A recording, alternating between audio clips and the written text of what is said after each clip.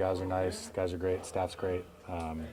It's easy to tell that there's a good energy here. There's seems like a good bond. There's a good thing going in this clubhouse. I'm excited to try to find my part. Obviously, we've never seen you in a spring training. Are you the kind of guy that likes to play a lot? Are you the kind of guy that likes to ramp up gradually? Kind of what's your ideal spring training workload? Yeah, every year is slightly different, depending on how the body feels and how those initial reps go. But I'd say I like the middle bulk to be pretty high. I like some decent volume. I'd rather kind of pump the brakes at the end once I'm feeling good and up to speed than be searching for more at bats that last week or so. So it may start slow, but I'd imagine there'll be a good volume in the season or in the middle of it. You're sort of a clubhouse leader in Arizona. When you come to a team like this, it's had a lot of success. How do you go about weaving your way into the culture? Yeah, it's a good question. To be determined. Still trying to feel out, that culture. As I said, you can tell there's a good thing here. The guys are great. Everybody's nice. I've met so many people already today, but gotta find my place. I'm not the rah-rah, halftime speech guy, but I do like to lead by example, and hopefully they're receptive to that. To that point, Kyle Tucker was the DJ. Are you bold enough to step in like year one and be that guy, or? Yeah, I'll do it. My library is vast. It can get weird if we're not careful. But yeah, I'm down. I like that stuff for sure. Do you have any conversations with the infielders, like one-on-one, of like what their preferences, what you do, what they do, to get to know each other, or is it just by feel and reps and that's it? Yeah, both. Today everybody was just kind of on our own schedule, just getting out there and moving around. But as camp goes on, I like to talk to everybody individually as a group. My job at first is to make sure my infielders feel comfortable throwing to me, and I want guys to be able to, not feel confident that they don't have to make a perfect throw every time. That's my job to pick them up on the back end, and a bunch of good athletes in this infield, and I'm excited to be a part of it. How would you characterize your interactions with Jeff Bagwell so far? Great. He's an intense guy. He's everything I thought he was going to be. I'm looking forward to growing that relationship for sure. Think you guys were over on a backfield today? So. Yeah. We hammering out a plan. Yeah, crossed paths with him in the cage a little bit. We were talking on the backfield a little bit, but yeah, he's that's a guy you talk about the culture. That's somebody you want to have around for sure.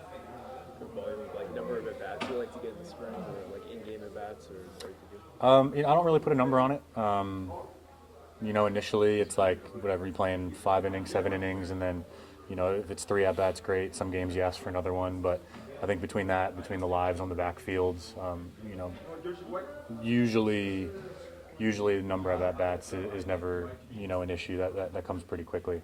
I think what's important is stringing them together in consecutive days, even if it's just going to a backfield and getting a couple at bats here and there. I think going multiple days in a row, seeing live pitching, feeling the rhythm at the plate, and just turning that knob from practice off season to competing. Did you get to any Eagles games this year? No, I thought I was going to have a chance to go.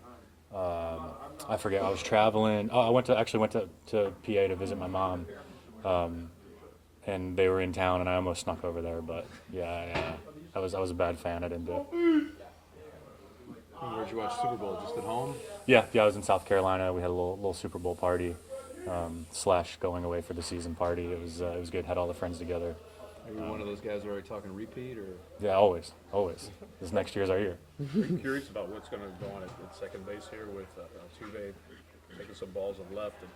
He might not play there as much or at all. I'm not sure what's going to go on, but obviously that's the guy that area would play right next to you. How do you see that unfold? Yeah, hard to tell. Worried, definitely not worried. I think the versatility we have, allows, options. And I think that's what you're looking for as a team. You're putting together a lineup. You got multiple guys that can throw on different gloves. And, I think either way we're going to be in a good spot. You talked in your intro, your press conference, about how excited you were to play with him, with Altuve. Like, does it, I don't know if surprise is the right word, but like, what about watching him from afar makes you think that he could transition to left field if that's what they ask him to do? Yeah, his ability to compete. It's you see him in the clubhouse, and it's lighthearted, it's fun. He's joking around, and I'm naturally a pretty intense guy, so I tend to gravitate towards people like that. They help things stay light and have fun. But then you see him, in between the lines when the lights are on, and He's a competitor. He's a bulldog out there. I think his willingness to do what the team needs is what's most important, and I think that's honorable.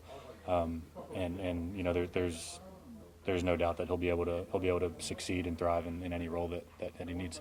What makes TP, Tony Perezchica, such a good instructor or such a good teacher, I suppose, when it comes to defense? Yeah, I think his work ethic is something that I relate to a lot.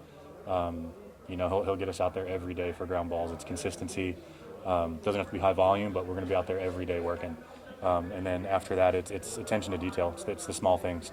He's not afraid to, you come into a big league clubhouse, a team that has success, and he's not afraid to talk about footwork and arm slot and glove presentation, and it's the things that tend to get looked over. But I think when you're playing such a long season and consistency is the name of the game, I think that's the stuff that matters. But his methods aren't any different, or are they different than perhaps other No, coaches you've had? no, he's not rewriting the book. He's not, he doesn't have, any special secret.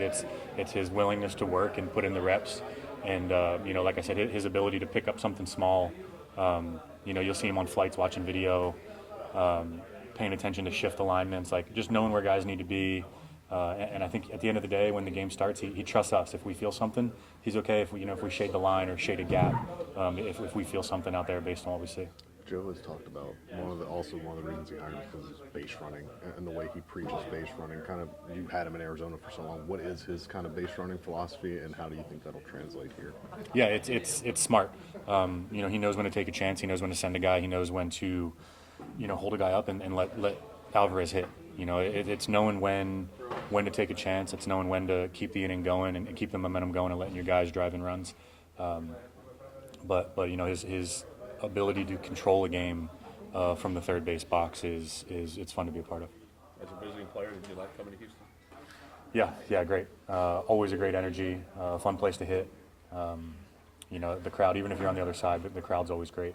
So I'm excited to have them cheering for me this year.